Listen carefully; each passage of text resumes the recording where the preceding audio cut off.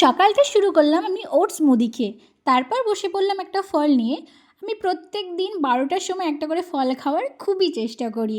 তারপর রান্নাঘরে এসে দেখছি এলাহি ব্যাপার, হচ্ছে বাসন্তী পোলাও আর সাথে কাশ্মীরি আলুর দম। পোলার ভিডিওটা আমার নেওয়া হয়নি কারণ আমি স্নান করতে চলে গেছিলাম। এত সুন্দর যদি খাবারের মেনু থাকে তাহলে তো তাড়াতাড়ি খেতে বসতেই হবে, কি বলো? রান্না তো প্রত্যেক দিনের মতো খুবই সুন্দর হয়েছিল খেতে। তারপর বিকালবেলায় ইউটিউব স্ক্রোল করতে গিয়ে দেখতে পাচ্ছি প্রায় জিলিপি করার ভিডিও না আমার সামনে আসছে। আমারও খুব খেতে ইচ্ছা করছে, তাই ভাবলাম কেন না আমি বাড়িতেই বানিয়ে ফেলি। খুবই ইজি ছিল। এ দেখো, এখানে রয়েছে ময়দা, ঘি আর হচ্ছে বেকিং পাউডার, ব্যাস। তারপরে আমি এখানে শিরাটাও বানিয়ে নিয়েছি আর একটা বোতলের মাথাটা ফুটো করে নিয়েছি কারণ জিলিপি শেপ দেবো।